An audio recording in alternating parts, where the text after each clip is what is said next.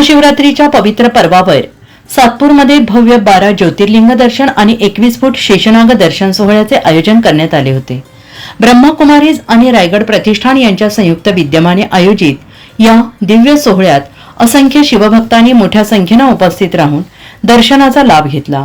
हा सोहळा सामाजिक कार्यकर्ते गोकुळ निगळ, माजी नगरसेविका सीमाताई गोकुळ निगळ, रायगड प्रतिष्ठानचे संस्थापक अध्यक्ष समाधान देवरे, समाजसेविका वैशालीताई समाधान देवरे यांच्या पुढाकाराने आयोजित करण्यात आला होता.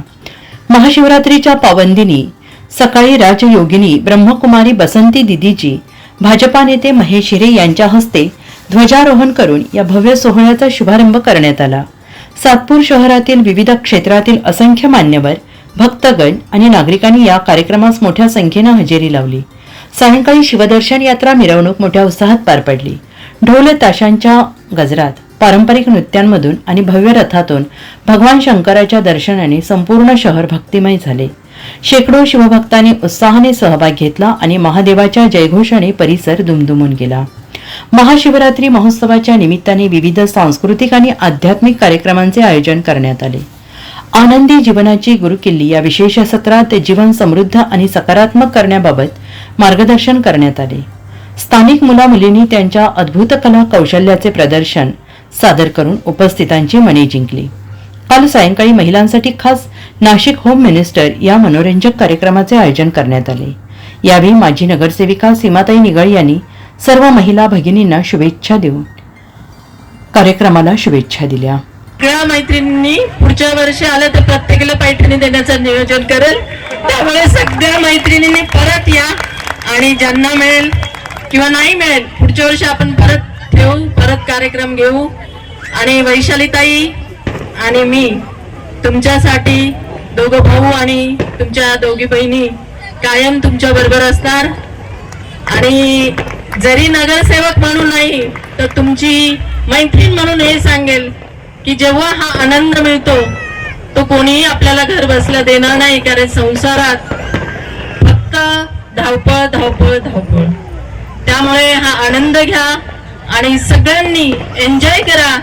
आणि प्रत्येकीला मैत्रिणीला भेटली तरी एक दिवस तिच्याकडनं नेसायला पैठणी घ्या आणि पुढच्या वेळेस तिला सांगा की मी जिंकेल तेव्हा तुला पण देईन.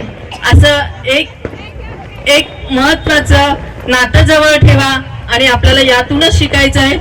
ब्रह्मकुमारी यातून जे समृद्धी, यश आणि आपल्याला एका शिवबाबाच्या मार्गाला जेव्हा घेऊन जातो तेव्हा शिवबाबांचं जेव्हा आत्मरूप एक रूप होऊन आपण जेव्हा श्रद्धा भक्तीने करतो तर ते सुख आणि सगळ्यात मोठी शांतता.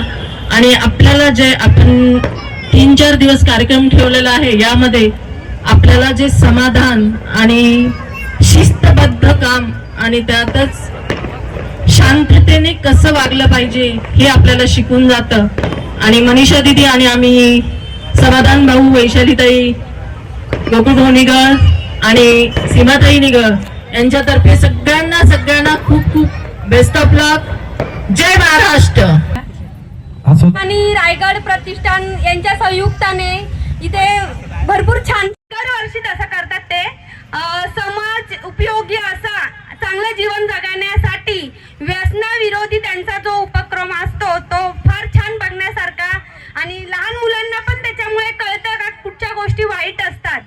आणि त्या माध्यमातून इथे लहान मुलांसाठी नाच गाण्यांचा, बायका सुद्धा, महिला आपला वेळात वेळ काढून येतात हे सगळं बघायला, करायला. आणि एक छान अनुभव त्यांना घेता येतो. या स्पर्धेत महिलांनी विविध खेळांमध्ये भाग घेत मोठ्या उत्साहाने स्पर्धा गाजवल्या. विजेत्या महिलांना आकर्षक 21 पैठणींची बक्षिसे प्रदान करण्यात आली. कार्यक्रमाचं आणखीन एक आकर्षण ठरलं ते म्हणजे लकी ड्रॉ. या लकी ड्रॉमध्ये निवडल्या गेलेल्या भाग्यवान विजेत्यांना मलबार हिल गोल्ड ज्वेलरीच्या 10 आकर्षक गोल्डन घड्याळांचे बक्षीस देण्यात आले. या अनोख्या उपक्रमामुळे महिलांमध्ये विशेष आनंदाचे वातावरण पाहायला मिळाले. तब्बल 3 दिवस चाललेल्या या सोहळ्यात ब्रह्मकुमारी संस्थेच्या असंख्य सहकाऱ्यांनी दिलेल्या योगदानाबद्दल सगळ्यांचा सत्कार करण्यात आला.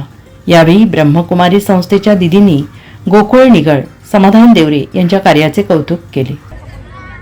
तसंच त्यांचं संपूर्ण कुटुंब आणि गोकुळ भाऊ निगड आणि त्यांचे संपूर्ण कुटुंब, ह्या दोघांनीही गेल्या 4 दिवसापासून खूप सेवा दिलेली आहे.